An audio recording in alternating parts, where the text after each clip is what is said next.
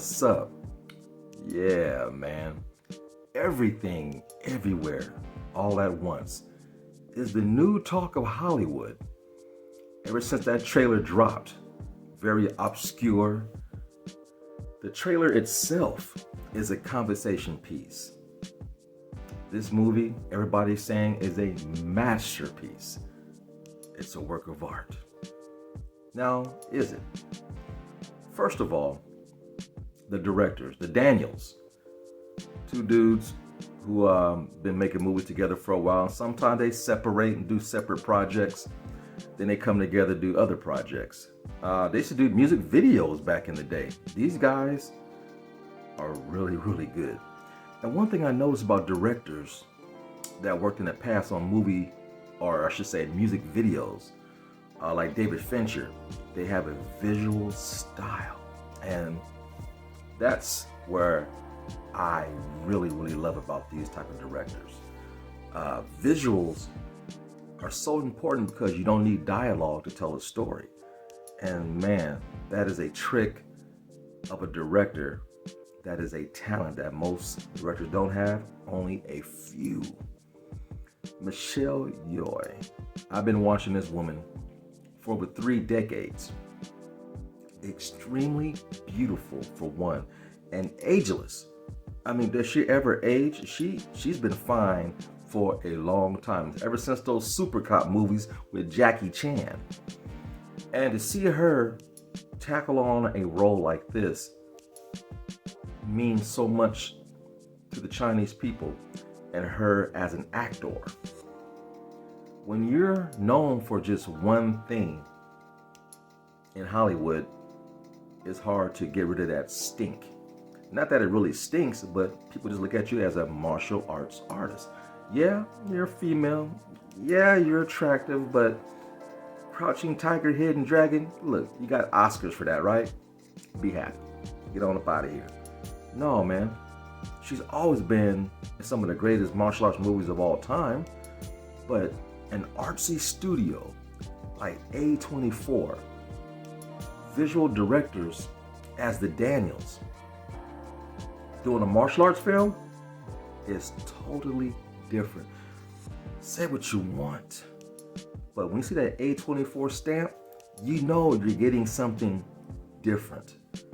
Something that might be a little out there, but yeah, that's what you want. You want to be pleasantly surprised or shocked. And A24 has been killing it. Love them or hate them, I love their originality. And this film is about some immigrants, an aging woman. Her and her family owns a laundromat. They want to get along and expand, but they have to go see the tax man. And there's some issues with their taxes. And the movie at this point is a normal movie. All of a sudden, her husband gets up and her husband comes back in, and it's a different version of her husband from a different dimension, different universe. I'm like, okay. Now, I kind of knew what was going on because of the trailers, but I can't put into words how this movie is edited, how you bounce around, how you try to take in the mythology of this multiverse. And it's pretty damn impressive. Now, to see comic book type genre adapted to a movie like this, truly fascinating. I'm a little burnt out on comic books. I know we got the multiverse movie coming out with Doctor Strange, and now not Disney, but DC is doing their own multiverse with this Flash movie. It's like Hollywood is a copycat of itself. When there's a certain genre going on, all of Hollywood studios do the same thing. I guess it's just what it is in Hollywood. At one time, everybody was doing zombie movies. At one time, it was all doing westerns. At one time, it was all doing space operas or thrillers, slashers. Now, it seems to be they're taking comic book type things and trying to make a serious film. I'm like, okay, that's cool. I'm with it. Does it work? Not for everybody. This movie has a distinct style that people who absolutely love film, who have been behind the camera, or they know people in Hollywood, they've been on the set of films. These type of people are the ones that are going to talk about this movie to no end. And those are the ones that are saying this is a masterpiece. There's two different worlds that I live in. There's the YouTube world and there's the real world. 90% of the people in the real world don't care about a movie like this. Matter of fact, they shun upon it. They look at me like, man, what the hell am I watching? What are you doing to me? This is weird. Can we turn the channel on ESPN and watch some sports? Something I can relate to? People on YouTube, it's a small niche of us that really like film. These are the people who are going to like this film. These are the people out to hang out and drink Starbucks and talk about everything. And that's who this movie is for. Those are the ones calling this a masterpiece. The real world don't give a damn about this movie. That's the harsh reality. When you see Rotten Tomatoes says, not everybody and their mama's watching this film. Only a small demographic in the world is watching this film. So go in with certain expectations and don't be that guy who takes their friends to see something that you like and hoping they'll like it, because they're not going to like this movie. It's a time, like my parents, I would not take them to go see this. No, they'd be like, it's too weird. Now, the one thing I have to say, when a director or directors have a vision, it won't work unless you nail the ending. I took a risk personally in my last film, Sarah. It's a very, very slow burn. Not your traditional dialogue throughout the film. And people are watching it going, okay, I'm waiting. If you don't nail the ending, everything you did previous doesn't matter. And when you are a visual director, sometimes you take that risk. In this case, for me, it paid off. The human element with the family dynamic is what brought this movie home. Michelle Yeoh's father's visiting.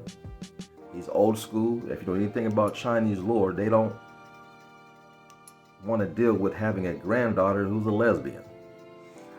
And then not everything is the mother's fault. And I just watched a movie like this recently, something Red or whatever, about mother and daughter of Asian descent having problems. When a young lady's trying to discover herself, they tend to really fight tooth and nail with their mother. And then the daughter has superhuman powers. There's elements of this movie that is really bonkers. The two negatives, I gotta give this film. It's too long for its own good. And it wouldn't seem as long if the movie wasn't so repetitive. It's the same thing over and over. And I'm like, okay. But they nailed the ending, so I forgave it. And it is pretty astonishing what they did. I cannot put this movie in my collection. I'll probably never watch it again. It's a one-time watch. I don't mind talking to people about it, but I'll never watch it again. It's too much for the brain. And I'm just happy for Michelle Yeoh to step out of her skin and do something different and be recognized for something besides fighting. Acting. Jamie Lee Curtis plays the tax lady. She is amazing. Damn near unrecognizable. She's getting kicked through walls and stuff like this. When they keep coming back as different versions of themselves, it's pretty astonishing. I love all these universes. I love all these dimensions because everybody's a different version of themselves. And that is incredible. Really incredible. But yeah. Ever since the trailer, I was intrigued and I was pleasantly surprised. Short Round from Indiana Jones and the Temple of Doom plays her husband. I'm like, I ain't seen this dude since the Goonies. A grown-ass man back at acting again.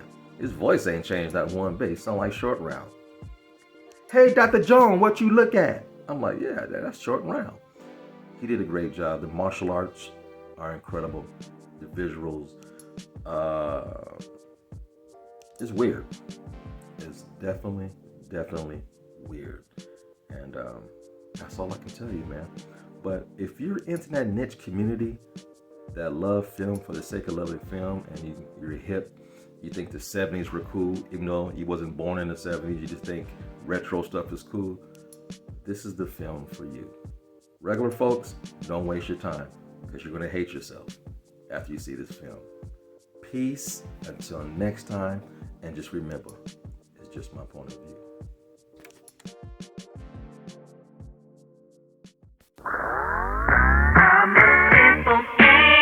Don't want a complication.